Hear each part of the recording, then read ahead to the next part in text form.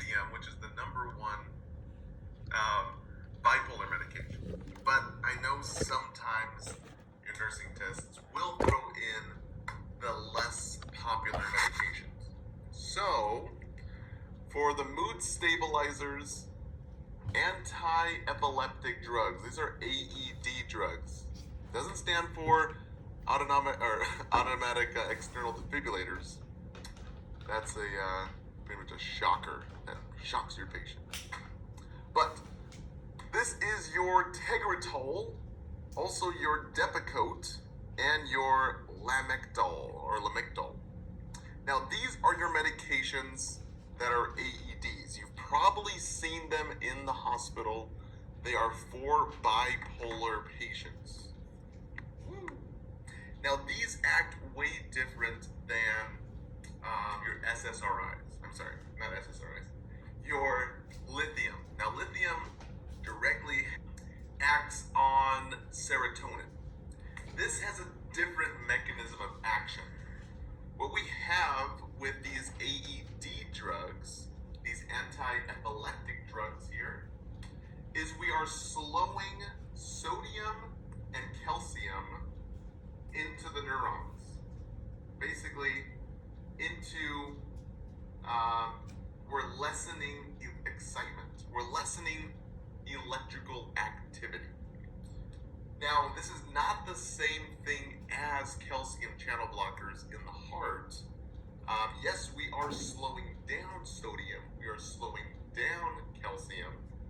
But if we're slowing it down, we're slowing down the excitability of the neurons. Now, we can go into action potential and talk about what exactly goes on the biophysical level. But guys, you're probably not going to get tested on that. And if you focus too much on that, you might fail the test, might even fail the NCLEX if you focus too specific. Because guys, honestly, nursing school is like a speedboat across a lake. You have to know a little bit about a lot of topics, just really fast. Okay? After you graduate, you can specialize in the ER, in the OR, in the OB and pediatrics. That's when you get to go below the surface and go scuba diving, sort of say, okay? So, try not to get too specific, okay? So this slows down the sodium and calcium. Yes, that's true. Just kind of in the same way that calcium slows down for calcium channel blockers in the heart, lowering the blood pressure. We're causing less tightening, or basically less tightening in the brain. Instead of the heart and the peripheral vessels, we're talking about less tightening in the brain, less excitement in the brain, CNS depression. I don't care how you say it, we're doing that kind of thing. We're lessening the excitability. That's one thing. Next is, just like benzodiazepines and just like alcohol, we are decreasing GABA. And GABA is that rational thought in your mind. GABA is your mama, okay? Telling you what to do, that's good, that's bad, giving you rational thinking. That's why when you drink alcohol, sometimes you don't have the best rational thoughts. Third, stopping glutamic acid. Now, glutamic acid, glutamine, is a derivative. It's a major amino acid in your body. A lot of things that it has building blocks for. Fancy word for it, it's a building block for proteins.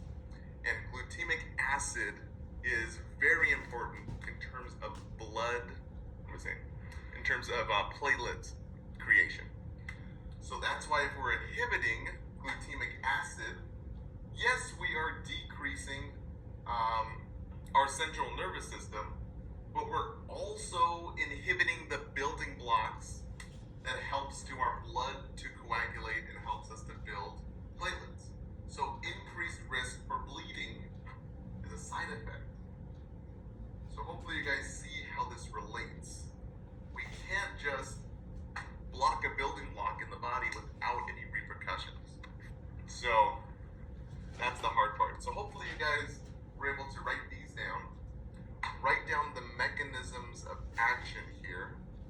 Now we're going to go on to the side effects here. So, our big side effects. The liver gets beat up with our AED drugs, so we're going to have to do liver labs. Our labs include ALT, AST, as well as a complete blood count with platelets, because we know that your liver produces ABC, and that's albumin, bile, and coagulating factors that help platelets. Okay, so not only do we have an inhibition of glutamic acid that helps build platelets and helps things to coagulate, now we're even beating up the liver that creates all the coagulation factors. So your patient has a big increased risk for bleeding. We are decreasing the platelets because we're beating up the liver and we're decreasing the building blocks. Okay? So shaving, guys, we can just talk about it over and over again. But hopefully you guys get the point that really all the patient educations correlate with your side effects. Okay? So, bleeding, watch out for shaving. Use a electric razor. When you're brushing your teeth, don't brush too hard. Those are really the two biggest ones. Other than that, fall risk and bruising yourself and seeing increased bruising. Next is increased fluid retention. So basically water retention. So when we are retaining fluids, your blood pressure will go up.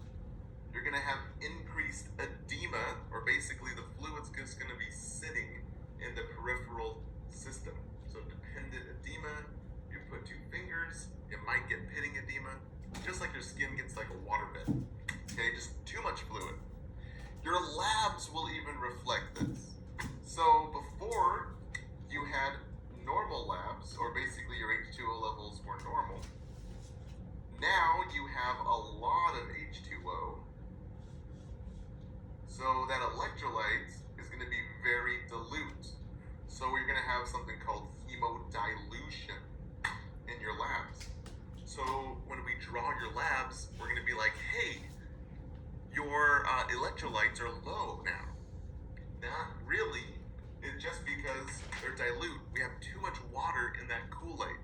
So, too much water in this Kool-Aid, we have a very dilute solution. It looks like we have low electrolytes. This is what's called hemodilution. Okay? The main reason for this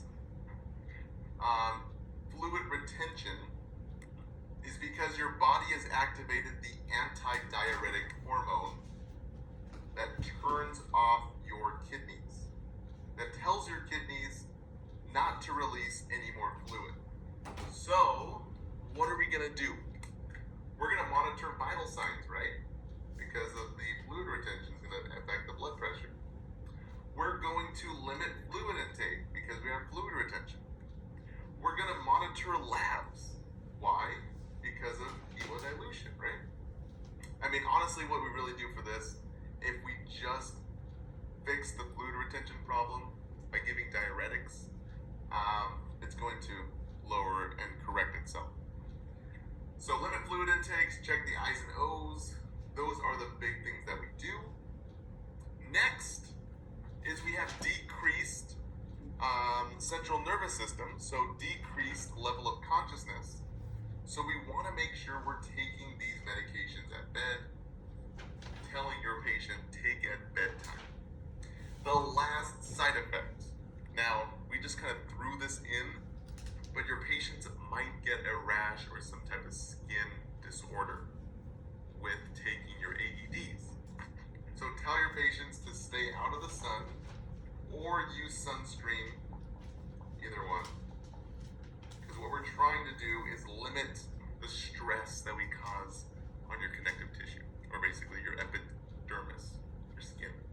So that's your AED medication. Basically,